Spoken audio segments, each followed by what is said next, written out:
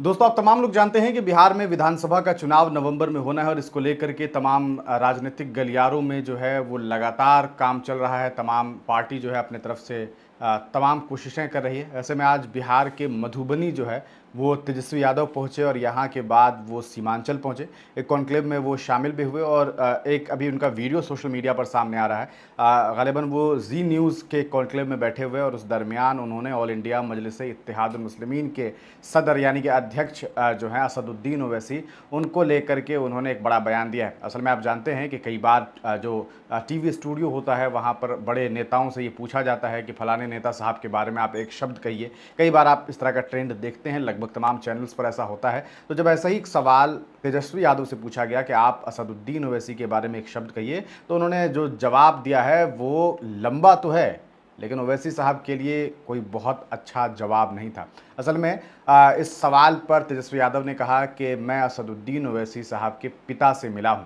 यानी कि आप जानते हैं ओवैसी साहब के पिता काफ़ी बड़े नेता रहे हैं, यूपीए गवर्नमेंट में कांग्रेस के साथ उन्होंने काम किया है। तो तेजस्वी कहते हैं कि मैंने उनसे मुलाकात की, वो मुझे बहुत अच्छे इंसान लगे। उनकी जो विचारधारा थी, उनकी जो सोच थी, उनका जो काम करने का कहीं ना कहीं शैली था वो बहुत अलग था। लेकिन असदुद्दीन ओवैसी साहब का जो विचारधारा है, उनकी जो पॉलिटिक्स है वो मुझे कहीं ना कहीं बहुत ज़्यादा अच्छी नहीं लगती। ये जो है असदुद्दीन ओवैसी के बारे में तेजस्वी यादव ने कहने की कोशिश की। पत्रकार ने यहीं उन्हें नहीं छोड़ा, बल्कि आगे तेजस्वी ने कहा कि इसलिए मुझे अभी ओवैसी साहब के लिए एग्जैक्ट कोई शब्द याद नहीं आ रहा है। इसके बाद तेजस्वी को लेकर के पत्रकार ने कहा कि साहब, क्या ऐसा तो नहीं है कि आप बुझ बने हुए हैं, आप नहीं बूझ पा रहे हैं कि भाई ये शब्द जो है असल में बुझने का मतलब ये होता है कि भाई आप नहीं जानते हैं, आपको नहीं समझ आ रहा है, आप नहीं सोच पा रहे हैं। ये असल में पत्रकार ने इस शब्द का इस्तेमाल किया। तो उन्होंने कहा कि इतना ऐसा अबुझ तो नहीं है, हमें चीज़ें समझ आ रही हैं, लेकिन बस।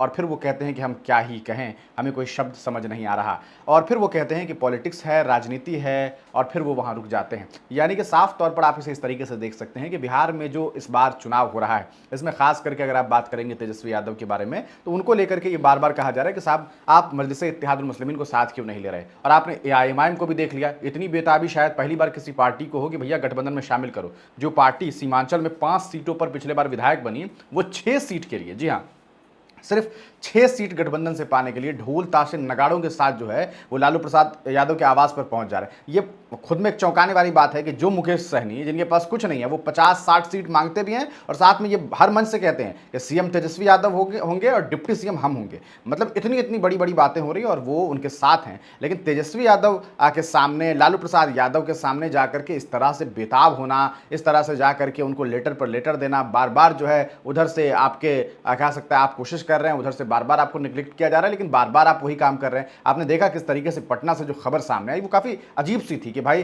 खुद अख्तरुल ईमान साहब, आदिल हसन, इसके अलावा आपने देखा कि पार्टी के सेक्रेटरी उम्र दराज व्यक्ति हैं, इंजीनियर आफ्ताब साहब, ये सब लोग जो हैं हाथों में उनके साथ जो है टीम थी, किसी के हाथ में ढोल था, ताशा था, और ये तमाम लोग वहाँ पहुँच कर कह रहे हैं कि लालू दरवाजा खोल, और तरह तरह का एक नारे के साथ वहाँ पर पहुँच गए। ये एक अजीब सी पॉलिटिक्स वहाँ पर भी देखने को मिली। और अब तेजस्वी ने जो जवाब दिया, इससे फिर ये बात समझ में आ रही है कि भैया गठबंधन को लेकर के कोई गुंजाइश नहीं बन रही है। और ये बात अब लगभग साफ हो गई है कि गठबंधन नहीं होने जा रहा है। एआईएमआईएम अकेले चुनाव लड़ेगी। कैसे लड़ेगी? आप एक तरफ प्रेशर पॉलिटिक्स को इस तरीके से भी समझ सकते हैं कि वारिस पठान बिहार आ रहे हैं।